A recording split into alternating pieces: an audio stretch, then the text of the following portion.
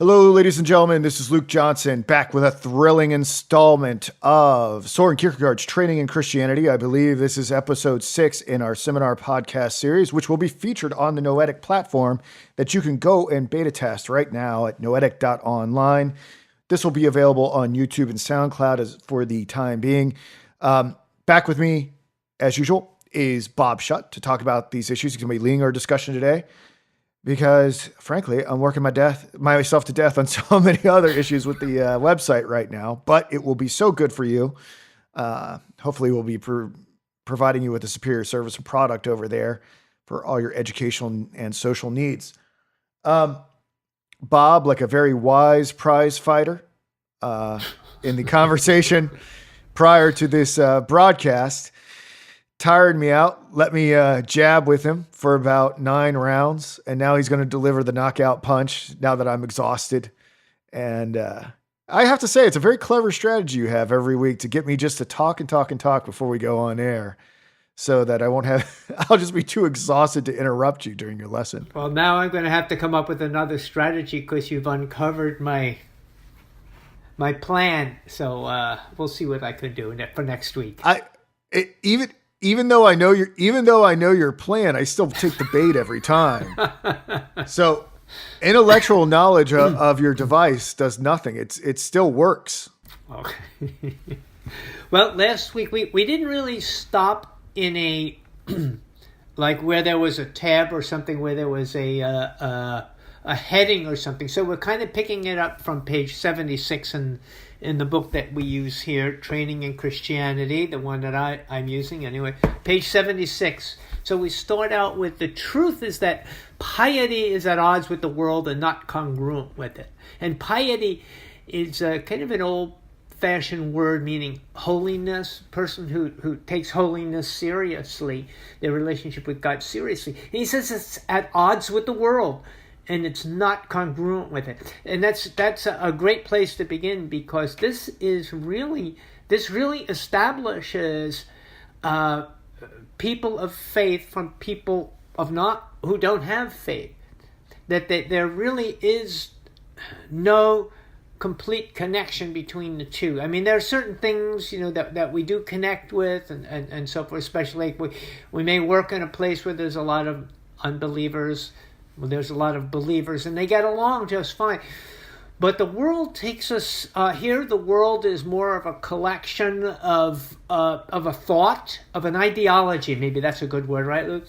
The world here, Kierkegaard, means an ideology that does not go along with God. And I think we see this. I think Luke and I see it, and hopefully a lot of other people see this incongruency with the world. Where the world tries to drag piety down into the depths with itself. And it's like, it's not happy being the world, Luke. It wants us down there with it, right? You get that right. Sense? Well, something I was sharing with Bob before we went on is that out in San Francisco, Beyonce will be conducting a mass at a church, and you can go and look this up. I'm not making this up. This is not fake news. When I told Bob about it, he was like, "Is this fake?" No, you can go check it out. You can go to a mass and sing Beyonce songs and worship Queen Bey if you want to. Well, it's not enough to conquer the music industry. We've got to infuse it with religion now. And it's, in some places, it's extremely successful strategy. It seems to be working. So Kierkegaard goes on, he says, so it's commensurability, which means having a common standard, and its congruity set up this deification of the established order, and there's nothing left to fear when one fits into the establishment. And this is kind of, I think I mentioned last week, kind of takes me back to the 60s here, where we talked about the establishment. And this is pretty much what Kierkegaard is saying, that there's an established order that's being deified. It's being turned into a substitute, what would we call it, a piety, a substitute God, as we'll see as we get down into this. What do you think the analog for it is today? Because the way that I see it is for what the established order is, that it's a deification of the self. It's the deification of these idols, such as the one I mentioned previously. It's the deification of the state. It's a deification of science, turning science into a form of religion, to a form of scientism. Yeah. How do you understand establishment? What did it mean in the 60s? What does it mean in the teens or whatever decade we're in? Well, I think in my day, in the 60s, it meant the man. The people who had control, the suits, the people who were the bosses. This was kind of the establishment. Anyone over the age of 30, right? And anyone over the age of 30 was automatically a card-carrying member of the establishment. Yeah. So, but for me, I think you mentioned things in part. And I think that the kind of the mystery here is that they are all part of the established order, but the established order is more the overriding social order of things. So all these pieces fall into place under this umbrella of the established order. So we kind of will talk about the established order. And I think it's a great term that he uses. And I think this was really a good insight on his part.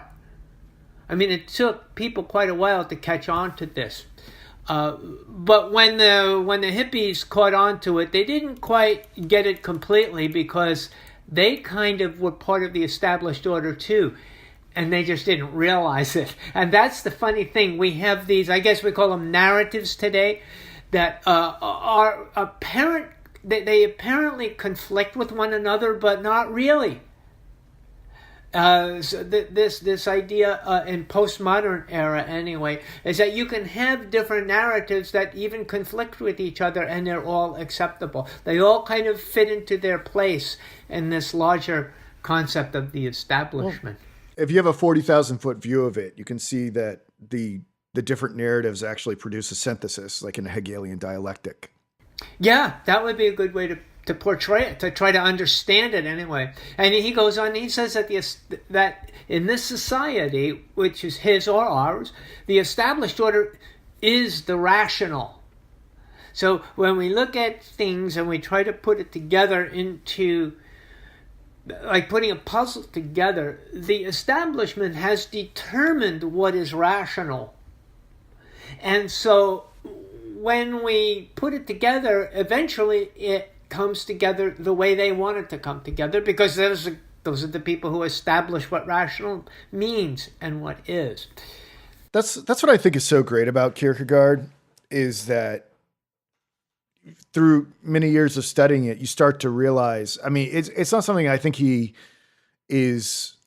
writes in 15-point font and capital letters all over the place, but what he's really saying is what passes for rational or whatever is. We're really talking about power relations, and we're not necessarily talking about logic objectively. These are like oftentimes socially constructed.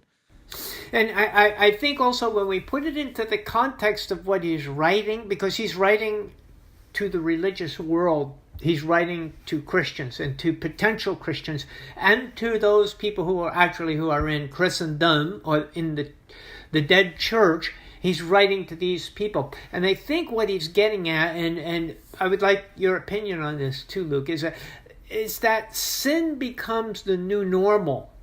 And therefore, it's no longer perceived as sin, but as the rational. So we rationalize away God's sense of piety and replace it with man's sense of piety, which is really sin. So this is kind of how I think what he's writing in the background, or kind of like the unspoken message. Am I reading into this a little bit here, Luke, and trying to conform it to my beliefs, or do you think this is what he's trying to say as well? That sin becomes the new perceived rationality. Well, so I mean, sin is such a multifarious concept. So, we've examined sin in different ways, such as in the concept of anxiety and genetic transmission of sin, or at least how Kierkegaard understands original sin. But I think Kierkegaard would say that man in his vain imagination can codify into ethical rationality things that are definitely diametrically opposed to true faith, right? So whether or not it's within a religious setting, you can create a legalistic framework that goes against the entire spirit of the personal relationship that you have with God. Luther was perceived this within the Catholic Church, and then Kierkegaard was aware of how this was ossifying Lutheranism and the Christianity of Denmark at that time. And even out of religious settings, it's very easy to see in America. I mean, it's plain as day in America, divorced from all religious settings, how things that are, it's so obvious, I don't even have to give an example. There are things that are codified into law in our country that are so obviously immoral. I'll leave it at that. Use your imagination. I think you're smart. I think you'll be able to figure it out. Yeah, I think that, right? In our life, Luke, in our lifetime, this new rationality has attacked the idea of self at the very roots as to what does it mean to be me. And the redefinition of self and ego and id, or whatever term we want to use, has been attacked so that it almost becomes destroyed. It's like I am who I think I am, and we've lost the what would I say, the anchor. The very idea of who I am is now subjective. And I think that this is once society, once the established order is able to manipulate who we think we are, they've pretty much won the battle. Well, it's very important for what that established order, what they're able to convince us of what we are, right? So I think you were saying that if everything sort of becomes the way that you're using the word subjective, you're kind of a ship without a sail. You have no real foundation. Exactly. For understanding your dignity and importance, because you're defined in relation to these codified societal ethics or whatever. Like, for instance, if I did not have my personal relationship to God via Jesus Christ, it would be a very upsetting thing to me, because by the world's standards, I am a total loser. Right? Like, I'm a total loser. I'm very low on this world's totem pole. But if you do have that relationship with God, it doesn't matter. It really doesn't matter, because you're not storing up treasures in this world. You're storing up treasures in heaven. So it makes no difference whatever. But you can see if you're able to, if the societal structure that you're in, the establishment, is able to convince you that you're a total loser unless you play by those rules. Yeah. You can see how malleable you can become. Absolutely. And how you can actually be assimilated into that order to carrying out things that you never in a million years would have done, just so you don't feel such terrible self-loathing. Yeah. That's a great power that the establishment has, is it gets you to eventually hate yourself if you don't have a relationship with God. Yeah. Yeah. Mostly because you're different. And I think that's their trump card, is to make you feel different. And therefore, that sense of loneliness, that sense of isolation, draws you into that world in order to be accepted and in order to be the same. And Kierkegaard really talks about that a lot in other works. But he goes down here, he makes a couple more points that I think supports the idea that I was offering here. He says that the established order establishes now your blessedness. It determines whether you're considered blessed. And blessed means happy. And literally translated from the Greek, to be blessed is to be happy. A true divine happiness. So they tell you what happiness is. And today we can achieve that through the world of medication. We can achieve happiness. Yeah. Yeah. I mean, the world has all sorts of ways of enticing you to become a part of it and conferring this sort of state-sponsored blessedness. Yes. So it can give you patches for your military uniform. Mm-hmm. It can give you university degrees. It can give you Lamborghinis. It can give you a record deal. I mean, there's so many things it can do to turn you into someone of significant status. Yeah. And then he goes on here, he says, the established order is the secularization of everything, including the God relationship, and makes it congruent with a certain relativity. So I think he's playing on these words, congruent, meaning to be the same, to fit in with this new thinking, this new establishment, this new... What do you think the secularized God relationship is? Do you think it's just... because I see it in this sort of I see it in a sort of an approaching one world religion kind of way, where there are no real sides, that there is a sense of oneness in mankind. Is this the vulgarization, the secularization of the God relationship? Because the thing is that idea of unity and we're all one, like this is something that the establishment very much pushes, right? That, there's going to be religious harmony and interconnectedness. Like whenever you see a coexist bumper sticker, or you hear John Lennon's Imagine or something like that, this is what the world is saying, the goal is. Is this what you understand to be the secularization of the sense of the divine or the infinite within every individual? Yeah, I think so. I think that's a big part of it. I think that's the the dream that they're trying to sell. I think that's the narrative. However, in the process of getting there, I think it's interesting to see how it may be divided into smaller groups of this congruency. You have to get along with this group. And even though there may be conflict with these groups, eventually this conflict is going to force upon itself a maybe a larger secularization. So it can control it. Now, it doesn't absolutely have to have total secular control over everything. It can do it by having almost like a corporation with departments. Even though the departments may not get along with each other, they still work towards the same goal.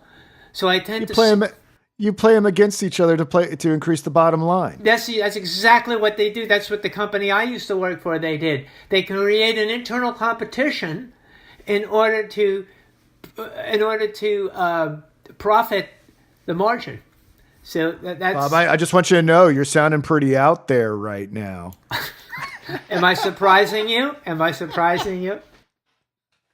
I guess I'm rubbing off on you. Oh... Maybe. Okay, so this new order, established order, desires to be totalitarian, where there's nothing above it, and every individual is under it.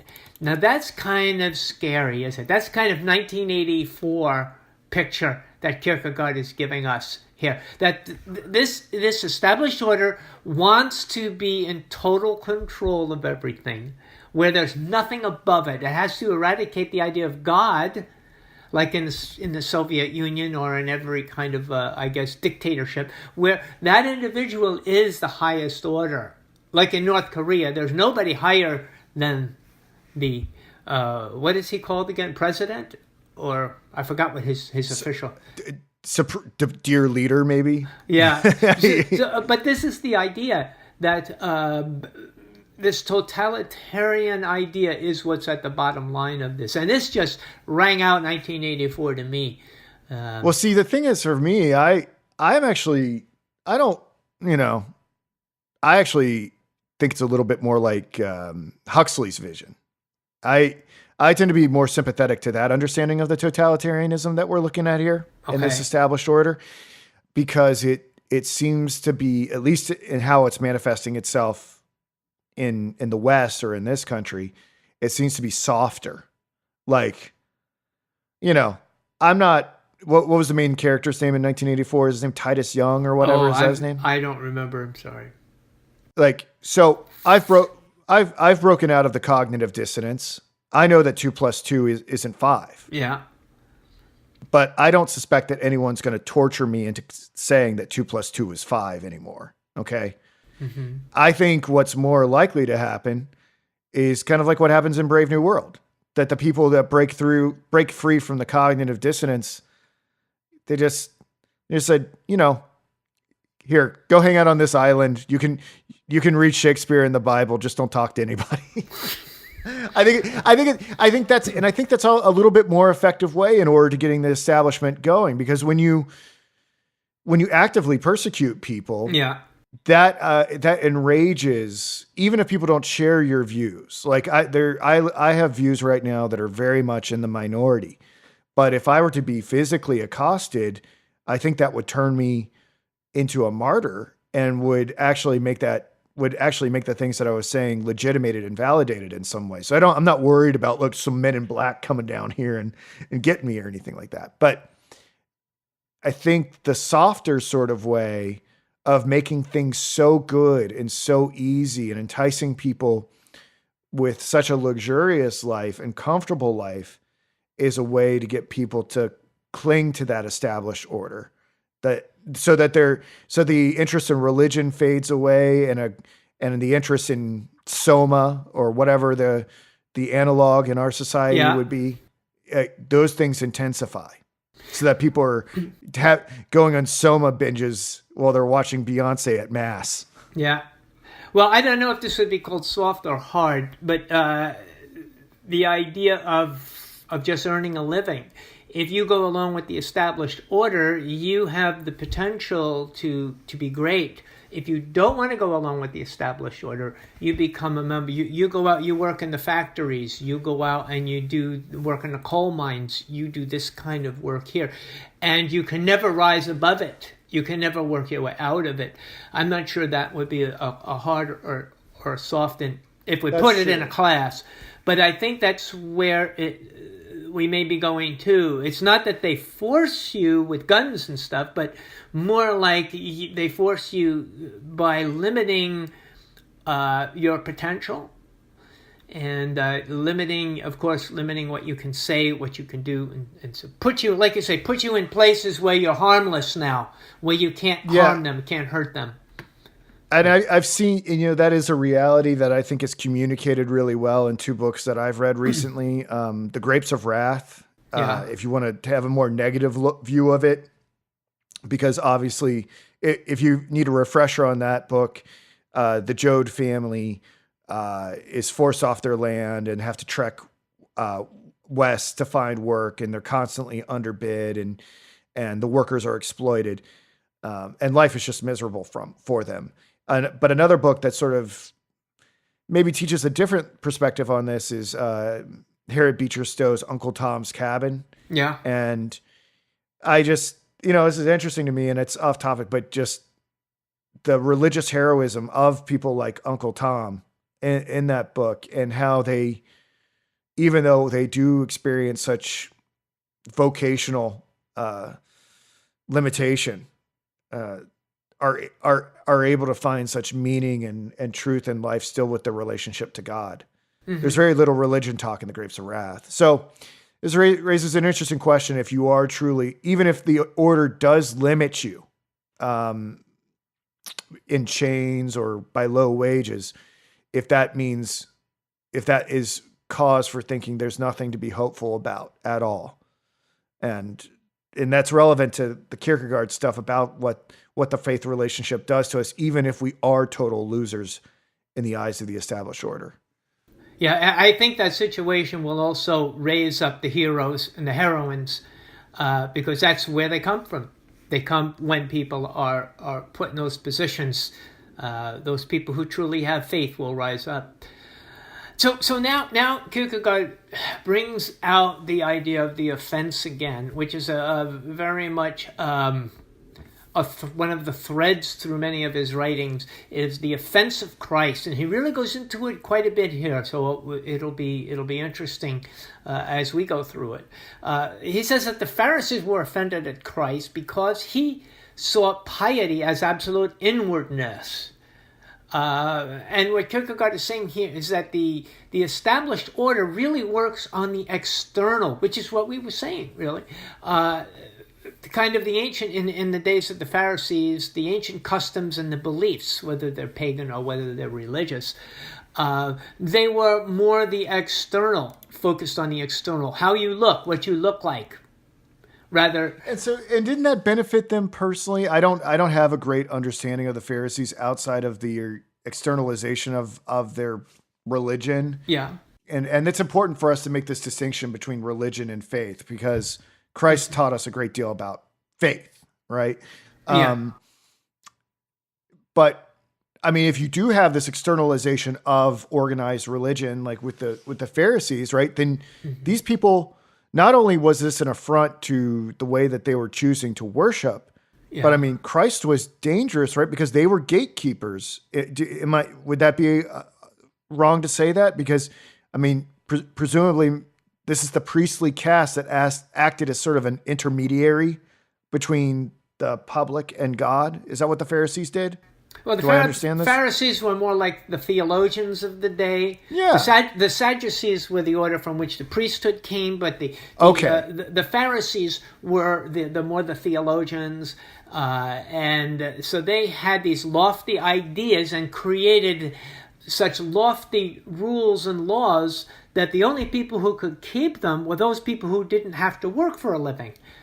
Right. If you were a worker, there'd be no way you could keep these laws and regulations. So their own legalistic conceptual framework made them within that community at the top, right? Yeah, they created their definition of piety, which is what Kierkegaard was saying happens in his day. So the established order becomes more the substitute for God. They are the only ones that are truly worshiping God, and nobody else really can because they don't have access like they do. And so that allows them to be supremacists in this respect, right? Exactly. Yeah. And so Jesus, let's say they had serious like biblical concerns about or they didn't have the Bible, but Torah concerns or whatever concerns that they had. Yeah. Jesus represented a socioeconomic threat to them because Jesus was saying, you don't need that. You don't need that. All you need to have is faith in me alone. And that's destructive to the established order. These, there were vocations at stake here, right? Do I understand this correctly? You're absolutely right. That's exactly what concerned them. Not to mention their prestige would be destroyed. But this is what they did for a living. They kept their thumbs on people so that they could be powerful. This is what Kierkegaard was able to do, was able to take that culture and kind of parallel it to his culture, which now you and I take his culture and parallel it to ours. And we see there is a parallelism that continues from the days of the Pharisees, if not earlier, till our day. And that was the idea that the Pharisees were not capable of seeing the role that they should have been playing, which was symbolic. The temple was symbolic of the Christ to come, and that's what their theology should have been teaching about, was the coming of the Christ. But they resented the coming of the Christ because once that happened, then their value diminished. And so we can make parallels today, but I'll leave that to the imagination of the reader here. Then he brings up this idea. He says, here use and want become the important things. So I kind of have a note to myself that isn't this the commercial world that we live in today? isn't this exemplified in what we have capitalism? But use and want, that kind of puts us in this economic balance or imbalance, perhaps, where it's what we use and what we want become the important things, and becomes what we measure ourselves by, our cars, our homes, our clothing, our titles. All these become more important today because it's based upon commercialization rather than upon faith. And he says that by this happening, that the God relationship is done away with, and use and want become deified. And this divine worship makes a fool of God, in his words here. So, following this offense, he says what offended them is that Christ was offending this deity that they created as the established order. So he's tying it together here. He talked about how the established order becomes deified, and now he's giving us an example of the Pharisees and how they took their established order, deified it, and how it now Christ was offending that established order, that deification that they created, because they were saying it was external, and Jesus was saying it's internal. And so we can't have that discrepancy. So here we... And I can't, you know what just frustrates me so much growing up in my little church growing up, my little Methodist church growing up, is there was always this reference to Jesus saying, tear down this temple and I'll build it in 3 days. And no one ever explained that to and how mystifying that must have been to the Pharisees and Sadducees, because they were thinking in such physical terms and couldn't understand what Christ was saying. They were speaking the same language, but they had such radically different concepts. And I, even as a little child, that growing up in a church environment, I still wonder if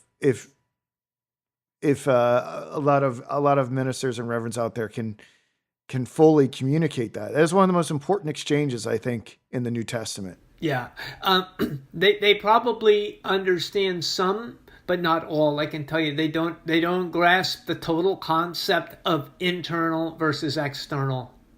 And I think you still see that, because you see how many Christian evangelicals are like want to like build a third temple in Jerusalem and stuff like that. And I'm just like, guys, like it's the temple's not physical. No, it isn't. It's prophecy, so I guess it's got to happen. But don't you see like a lot of Christians who are like, build the temple, and I'm just like, guys. Now maybe they think they're just accelerating the eschaton or something. Yes, that's what they think of. But it is an externalization, and you even see it in some of the churches who think of the church as a temple. It has an altar. That's where the altar call comes from. What altar are you talking about? The altar was in the temple in Jerusalem, and it was symbolic. There is no altar, but yet you go into a church, you're told this is the altar here. I mean, this is just maybe people might think I'm making a big deal out of it, but it plays on the mind. Is my point that I'm trying to make. It plays on the mind of externalization of the things that are supposed to be internalized. We're not supposed to think of the altar as some place. We're supposed to think of the altar as the connection between us and God. And that's where and how we ought to think about it. But we're drawn away from the internal into the external. So we're not there yet as a church. Something that I notice is that in America, like, everybody's building these massive mega churches and that gross like hundreds of thousands of dollars on every service. I'm just like, why are we building these facilities? Like, why aren't we? I don't understand why we're not feeding people with this. You know what I'm saying? Like, I think like Joel Osteen's church, like, I heard someone's quote that it makes like $600,000 a weekend or something like that. And it just seems like American evangelicals are building college campuses and I don't, why are we doing this? We're building our own temples, and not just here, not just in Jerusalem, but we're building them right here. And like, why aren't we feeding the poor and widows and orphans and stuff? I think because I think they are caught up in this established order, where they are judging their piety not by their goodness, not by their holiness, but by their success. The bigger the church, the more money we make, the more God has rewarded us. It's our happiness is connected to the numbers. And it does play on you. I mean, it's easy. I mean, even in my own personal life, if I have 2-3 people come to my Bible study, I feel like I'm a failure. I feel like there's something wrong. I've done something wrong, and when I have a larger amount, I feel better. But that's in the same thing. I'm doing the same thing in the smaller scale. I need to stop thinking like that. And I'm working on it, and I'm trying. But Jesus didn't do that. Jesus could have, Jesus was always instructing 1, 2, or 3 people at a time. I mean, there are exceptions, like with the, yeah. I mean, I don't have to teach you. I mean, you've taught me. I mean, but there are obviously exceptions, such as the Sermon on the Mount and the breaking of the fish and the loaves. But yeah, I mean, in general, but when you take that human desire, that human instinct that I think is in most of us, and you raise it to the nth degree, it becomes much more visible. When you're talking about, I'm not happy with making $500,000 a weekend. I need to make $1 million a weekend in order to show everybody that I am the real thing. I am the real pastor, and I must be teaching the truth here. I am so successful. So, you see what I mean? I see what you mean, but as someone, it's interesting. I have to, because of the Noetic platform, I have to use a lot of public domain sources from the turn of the century. So I'm in the stacks with materials from the late 19th century and early 20th century, and it's so interesting because they had the individuals that were writing a lot of these academic journals. They're making reference to names that have long since been forgotten by history. Yeah. Right. Yeah. So it's kind of like this intellectual horse race, and a lot of people were putting bets on this horse or that horse, and the ones to them that were obviously going to be talked about 100 years from now are just footnotes. And that's so interesting. Like, for instance, Kierkegaard's entry in the 1911 Encyclopedia Britannica is like 3 paragraphs long. Yeah. But like Samuel Taylor Coleridge's daughter is like 2 pages long, and just to put things in perspective. So I guess what I'm trying to say here is you may not, your legacy can be elevated way after your life is over in ways. Well, look at our man Kierkegaard. How many people did he teach? How many people read his books in his day? And he rose above that concern. So I have someone I can look at and say, I hope I can walk in his footsteps. I hope I'm going to make you a star, Bob. Don't worry. I'm going to make you a star. I don't really want to be a star. Well, it's coming one way or the other. So he goes on. He says, here we see that the offense was simply that Jesus was an individual man, and it wasn't even that he was claiming to be divine. So that, of course, that would offend them. But he even offended them because of the things that he said, even as a man.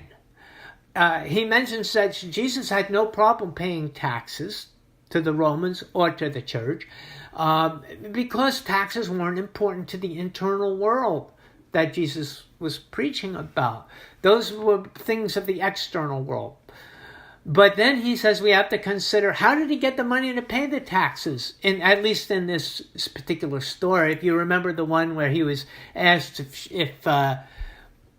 if he should pay the taxes to the Romans, and then he told Peter to go drop a hook in the water, and he pulled out a fish, and inside the fish's mouth was a coin, and he gave the coin. So this was kind of a miraculous manner. So Kierkegaard says we have to consider that, how he got the money to pay for his taxes. So it's here by a miracle that he brings out the fact that he really is the God-man.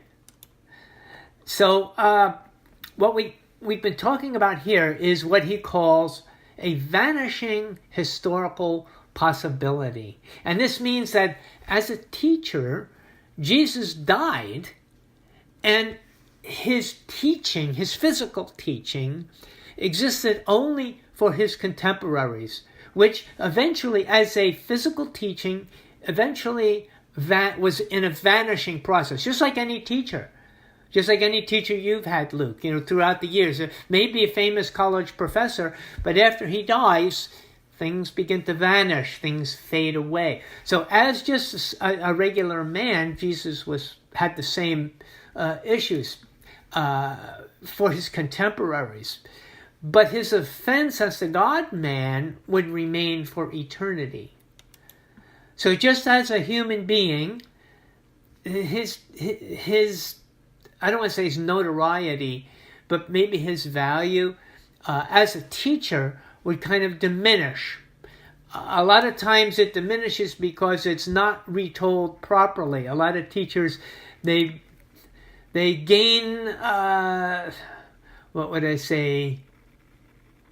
I don't want to say credibility, but notoriety by false credentials. In other words, people are adding to what they said when they really never said that.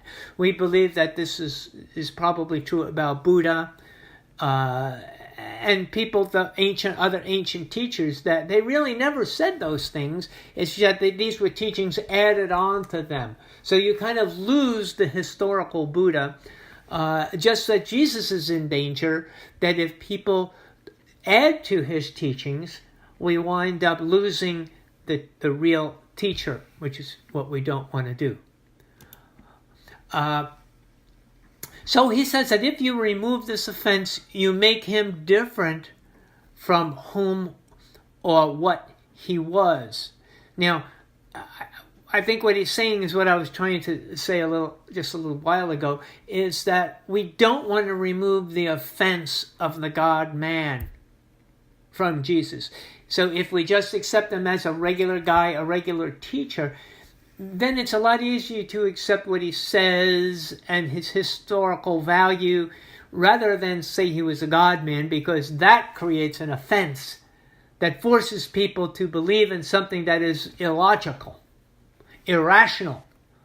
And you have to give up that established idea in order to accept such an irrational idea that Jesus is the God-man.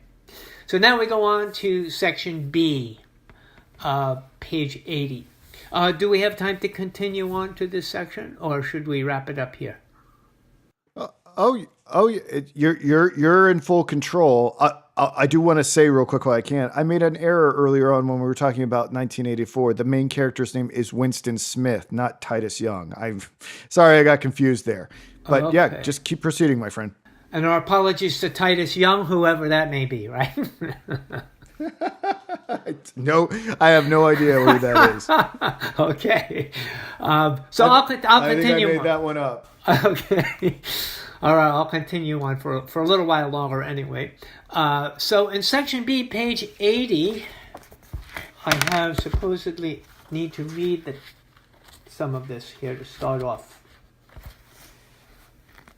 Okay, this is in his heading here. The possibility of the essential offense which has to do with exaltation for the fact that an individual man speaks or acts as though he were God, says of himself that he is God, having to do therefore with the qualification of God by the composite term God-man.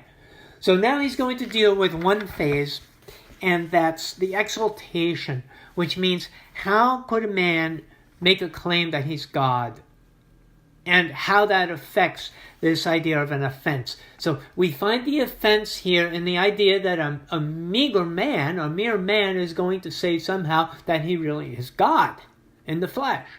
So that's what we'll be examining here. In Matthew 11:6, chapter 11, verse 6, which is where John the Baptist sends a messenger to Jesus, where John is in prison. He sends a messenger to Jesus and says, "Are you the Christ, or is there one for whom will come later?" And these are what Jesus says back here. Let me read the quotation on page 81. Because it's kind of essential. Jesus says, "Go and tell John the things which you do hear and see. The blind receive their sight, and the lame walk. The lepers are cleansed, and the deaf hear. The dead are raised up, and the poor have the gospel preached unto them. And blessed is he whosoever shall not be offended in me." Now these are excerpts actually that he's quoting from different places in Isaiah. And Kierkegaard says that Jesus doesn't answer directly. He doesn't say to John, "Yes, I am the Messiah, I am the Christ, so believe in me and everything's going to be cool." Nor does he say, "No, I'm not John. There is somebody else later on down the road who's going to come back and start a big major religion in the world." He doesn't say that either. But he gives him quotations, this indirect method, which Kierkegaard was so famous for. Maybe he learned it from Jesus. I actually do believe that he is kind of imitating Jesus in how he taught when he goes about in his indirect method, but that's something else. So he says that Jesus doesn't answer directly because it requires faith, and faith cannot operate under direct communication. This is why Jesus was always vague. It wasn't simply knowing who Jesus was that mattered, but it was knowing it through faith. And I've kind of puzzled this for many years, Luke, to understand why God chooses faith. Why doesn't he just tell us outright these things? And my own experience is that because faith is transformative, knowledge is not. As Paul says, knowledge puffs up the ego. But faith is transformative. So this is why Christ could not directly tell people, "Yes, I'm just going to clear it all up. I am the Christ." And then everybody would say, "Okay, now I know, and therefore everything is going to be great." But that's not what mattered. And when Peter finally says to him, "Who do you say that I am, Peter?" He says, "You are the Christ, Son of the living God." And Jesus said, "Blessed are you, Simon Bar-Jonah, for for flesh and blood has not revealed this to you, but my heavenly Father." The idea is it has to be revealed so it can come through faith. It cannot come through knowledge. So I can imagine that someone that was not already operating within the Christian paradigm that you and I both share would say, "Okay, cool. That's great. That's how it may have to work within Christendom. And that's how it may have to work for you and Bob. But the way that you guys are speaking about faith is as if there is only one faith. And that's faith with Jesus Christ. And you and I'd be like, "Yeah, there kind of is." But they'd be like, "Well, what about the Muslim faith? What about the New Age faith? Or what are these?" I guess that, something that's sort of popular in Kierkegaard circles is to talk about sort of Kierkegaardian stage theory, and things sort of are a little bit neatly compiled when we talk about the aesthetic stages, the ethical stage, the ethico-religious, religiousness A, where we think about kind of an establishment faith that's handed down to us that we've yet to internalize. But then when we get to this religiousness B, which is Christian faith, what we understand as the ultimate existential stage. But what about someone who has to have faith in Muhammad or faith in some new age ascended master? Mm-hmm. What would we say to them? Because they would be like, look, I'm having to go on faith too. I'm having to assume that this person is a Christ figure. Right. So how do we handle that objection? Well, we don't have as Christians, we don't have a monopoly on faith. There is faith in the world in many things. People live by faith. God gives us faith. So because for the very reason I said, it's transformative. So if we have faith, we should be looking to see that we're being transformed. Transformed into what? That's something that we have to consider. Am I happy with is my transformation real? Or am I living an imaginary faith that I feel good, That would be the question, right? Is like, it would seem that those other types of faith allow for a transformation, but we'd have to be sure that the thing that we're having faith in is not a fiction. It's not some imaginary thing. Is the actual proper faith object. And so I guess how do we discern what that is if all these options are producing a transformation through faith? How do we know which transformation is the more authentic one? Okay.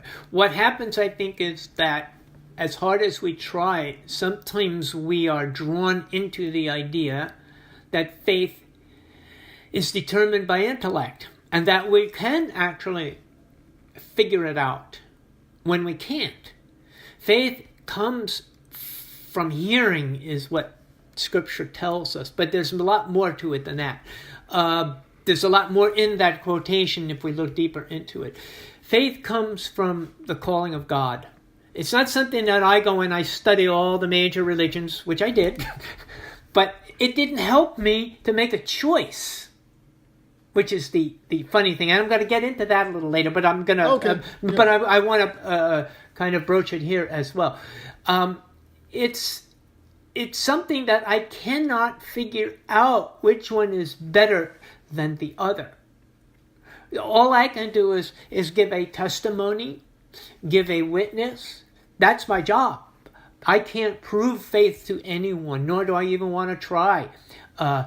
What I can do is tell people how it came about for me, what it means to me. For me, it's faith in Christ because Christ is the perfect reflection of divinity. I can't say that for Muhammad. I can't say that for Buddha. I can't say that for anyone else. But for me, Christ is the perfect reflection of holiness of God.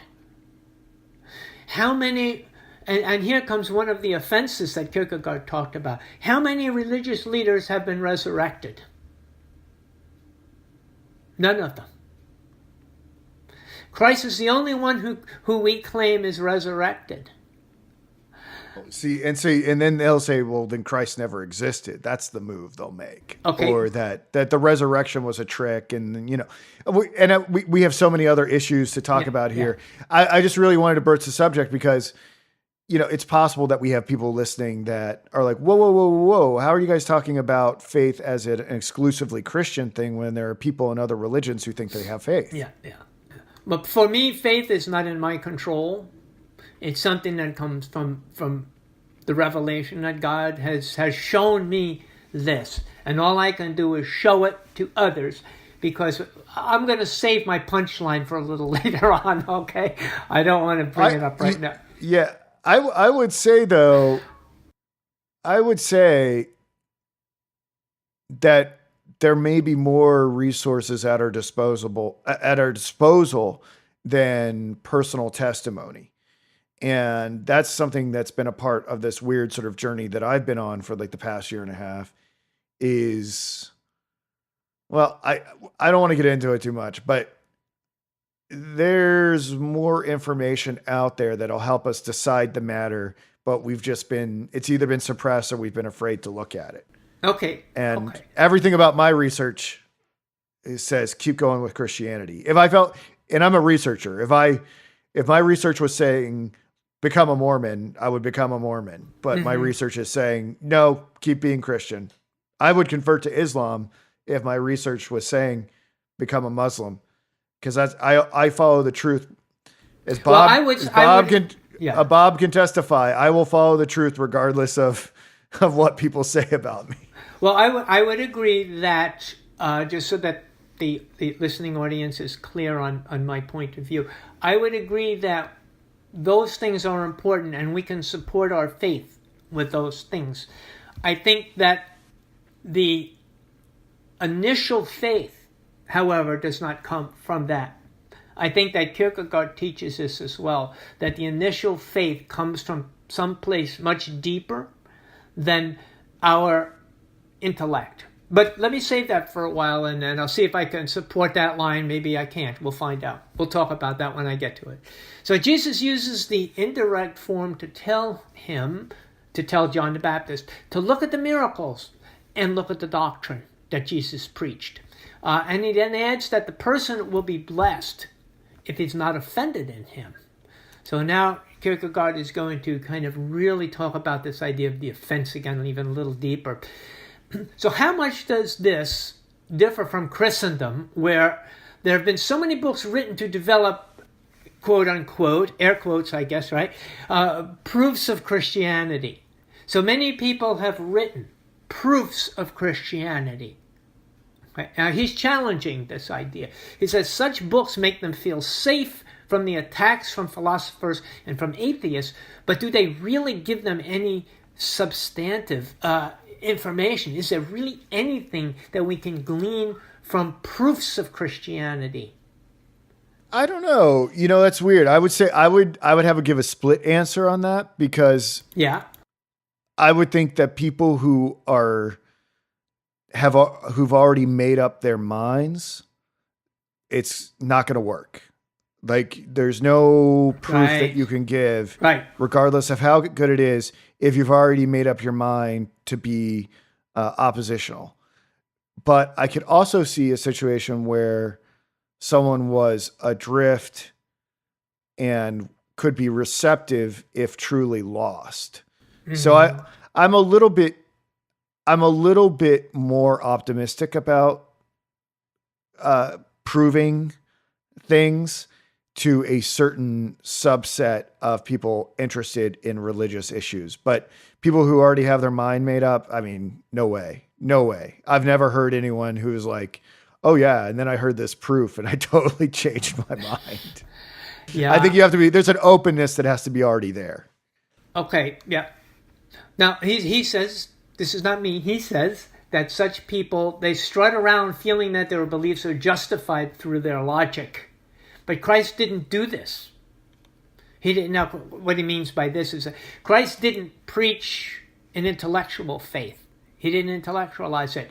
He was what people had to have faith in. So he merely declared faith by being Christ. That was the key issue, being, which we'll talk about in a minute.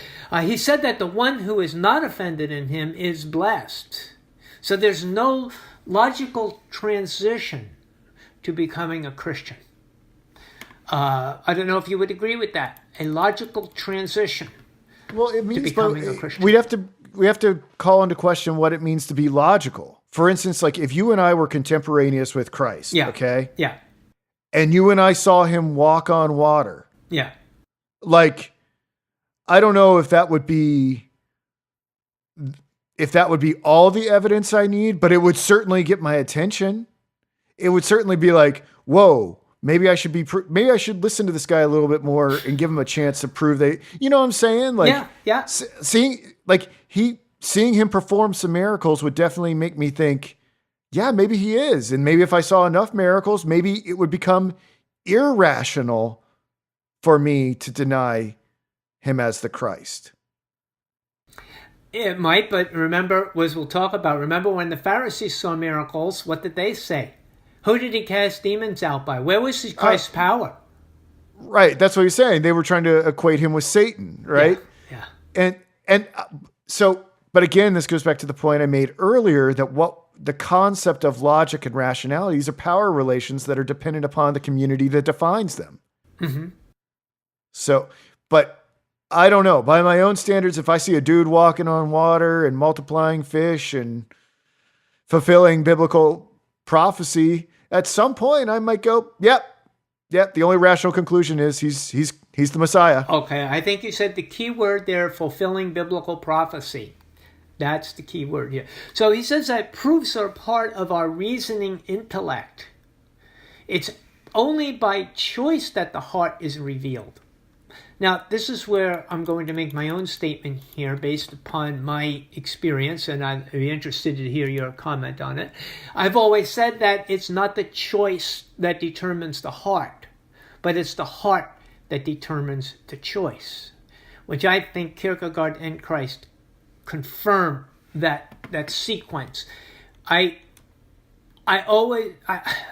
tried to come up with, in the past years, Luke, I tried to come up with an idea of what is at the very basic of faith.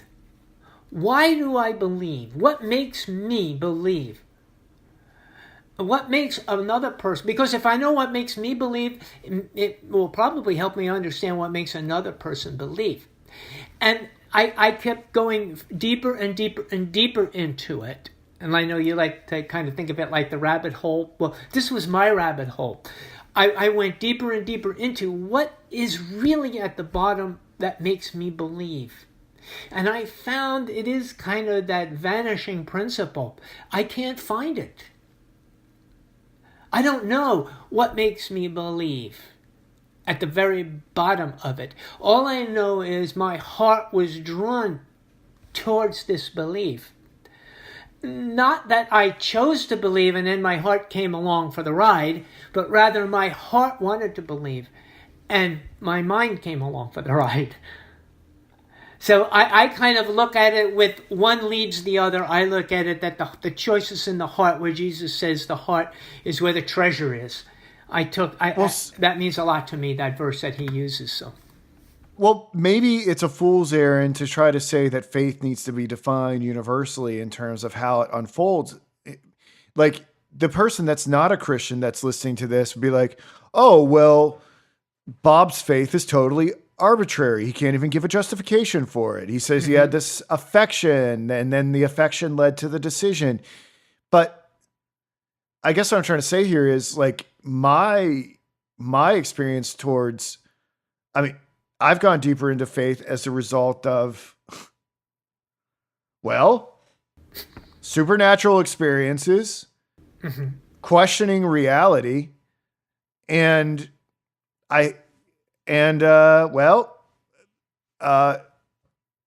investigating some subjects I'm not supposed to investigate. Okay? Yeah. And that's what got me there. Yeah. But you didn't need that to get there. And I guess what I'm trying to say is that to try to give an account of how faith works may be self-defeating because it may work differently in every individual. It is. But this is problematic because you and I are like rational thinking people and we want to like get our terms straight. Let me put it to you this way. Maybe I can express myself this way. The resurrection, the crucifixion and the resurrection. It's not because I've discovered some truth to the idea that Jesus actually was crucified and resurrected. It's not the historical fact that he was crucified and resurrected that make me want to be a Christian. What makes me want to be a Christian is because he was crucified for me as an individual.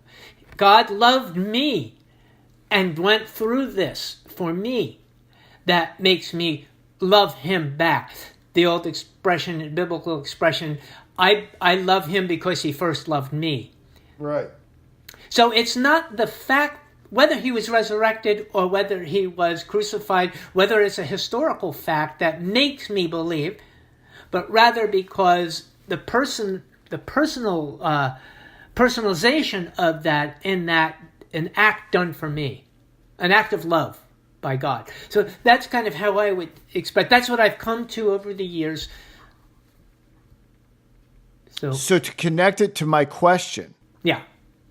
So let's say you and I meet our Buddhist analogs. Let's say you and I are hanging out. We go to a delicatessen and we show up there and we're seated next to two Tibetan monks. Okay? Yeah.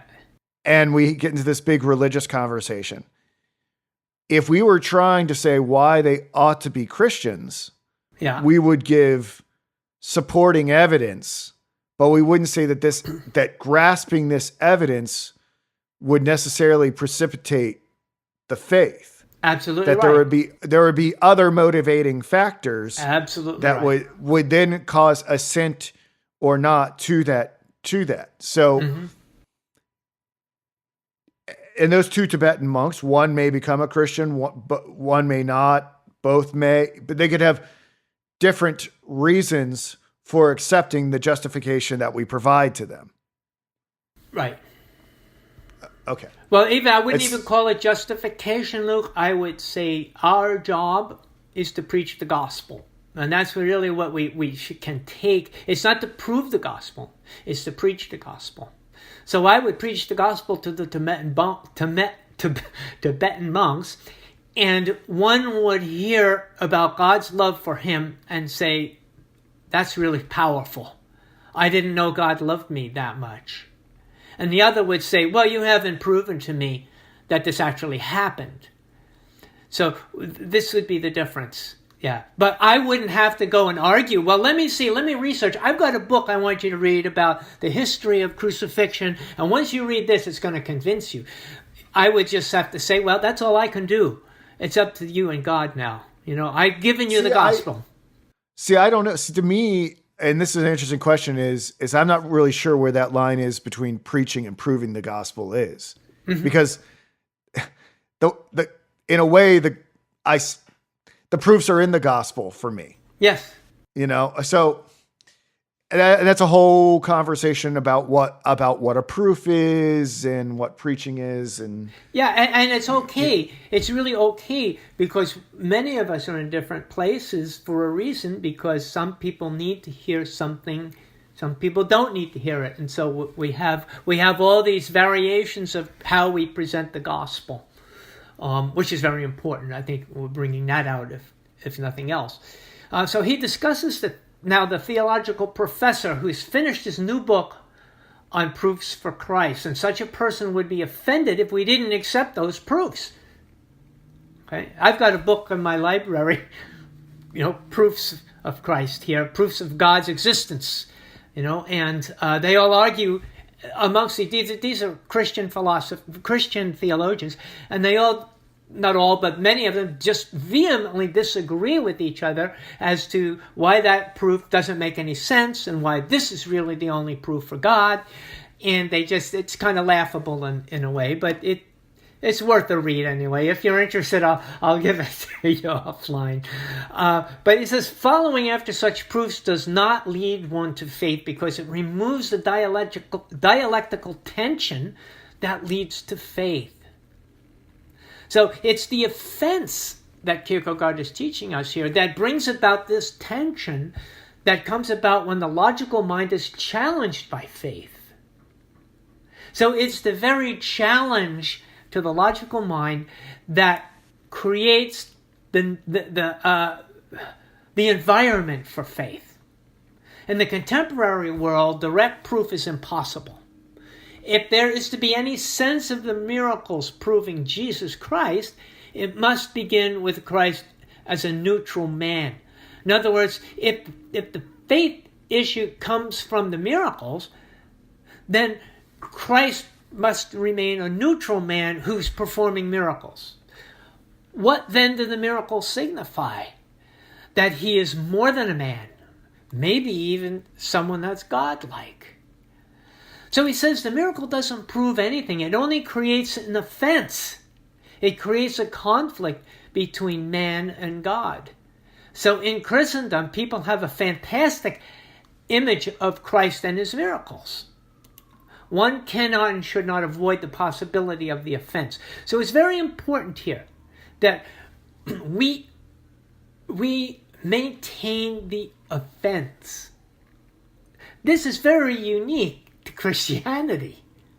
We cannot compromise, should not compromise the offense of Christ, which is happening today. Today, the offense is being totally destroyed.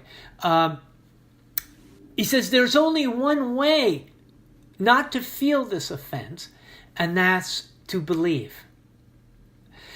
It was a decision by the disciples that Jesus did these things and that he was who he said he was. And it was as though Christ was saying these things here on page 85.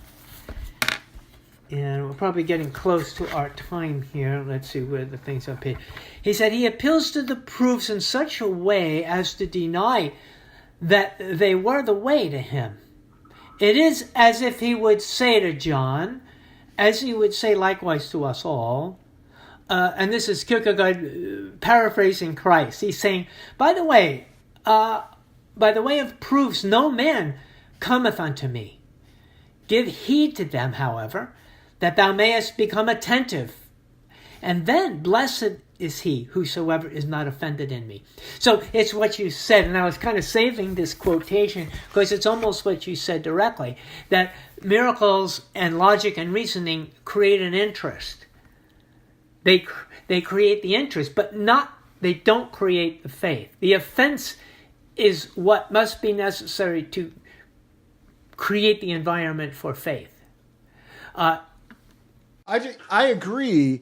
I just think that I think it would be foolish in some way if we do have preparatory, convincing proofs of the reality of Jesus Christ's God-manship, or whatever you want to call it. Yeah. Him being the Messiah, that somehow they're doing violence to faith. Right. Like that's because Kierkegaard is so anti-intellectual and irrationalist about this, and I don't necessarily mean that to be a bad thing. Yeah. If we do have good proofs, ones that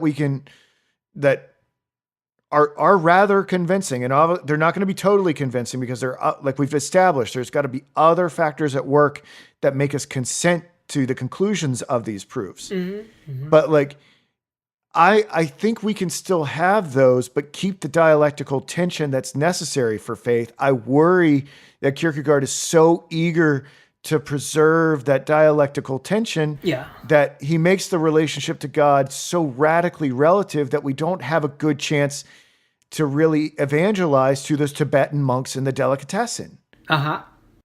And I think those are powerful evangelization tools that we ought to act. I love Kierkegaard, but I would contend with him on this point that we can have both, that we can have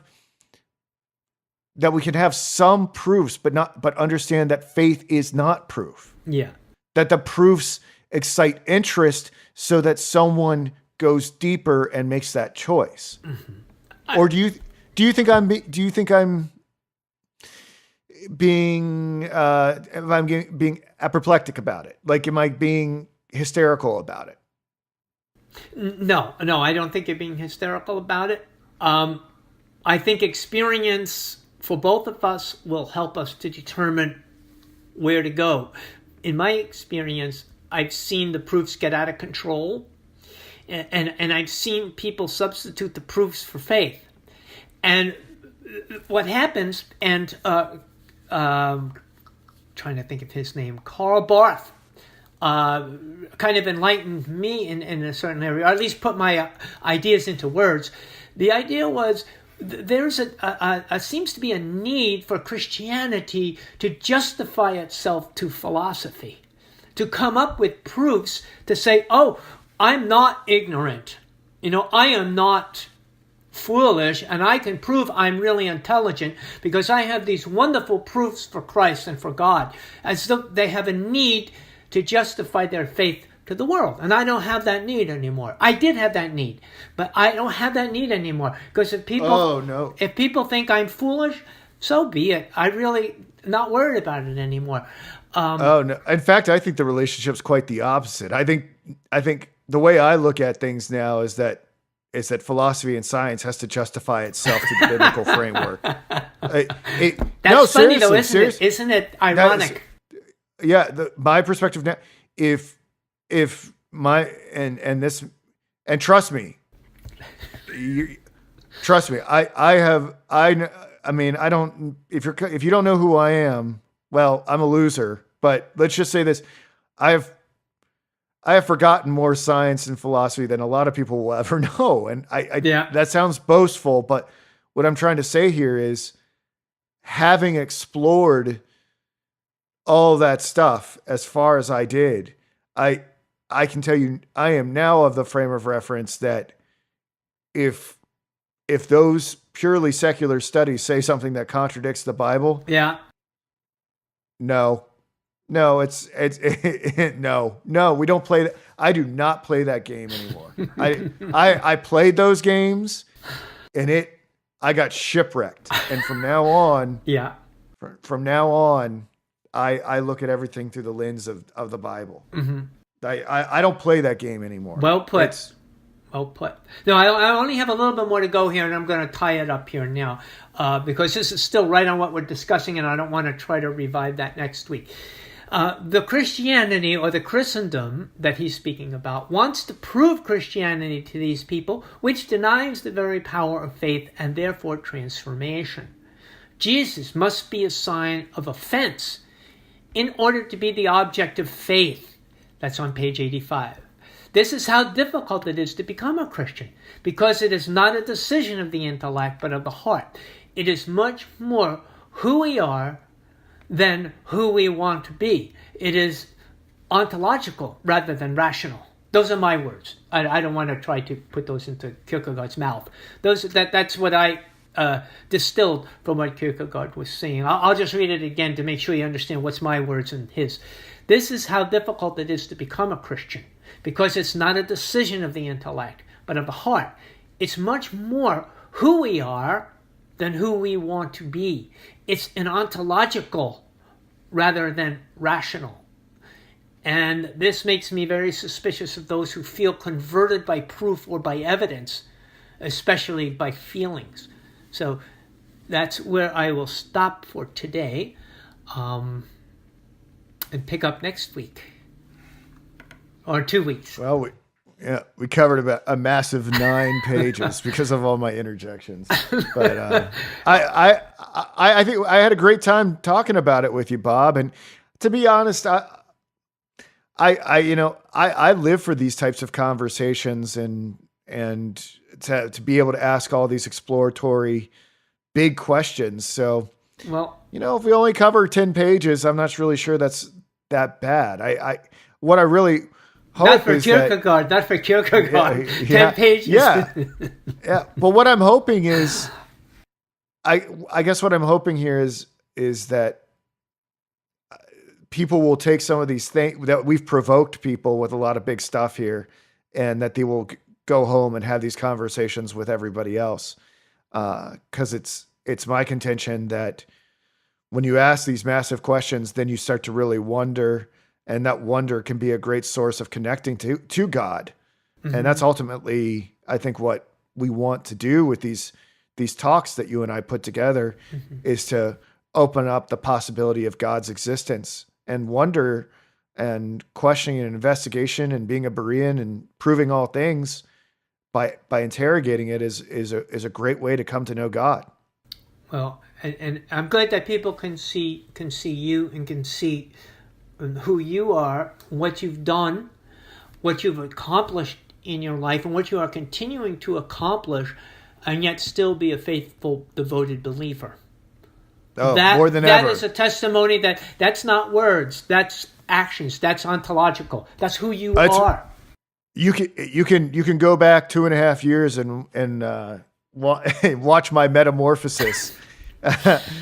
And I'll just say this: seek and ye shall find. If you pursue it with all your heart, you will find. Yeah. You will find the truth. So, all right, that brings this episode to a close. I'll have this edited and up later this evening. Thank you so much, Bob. Thank you, my friend and my brother. All right. All right. In communique.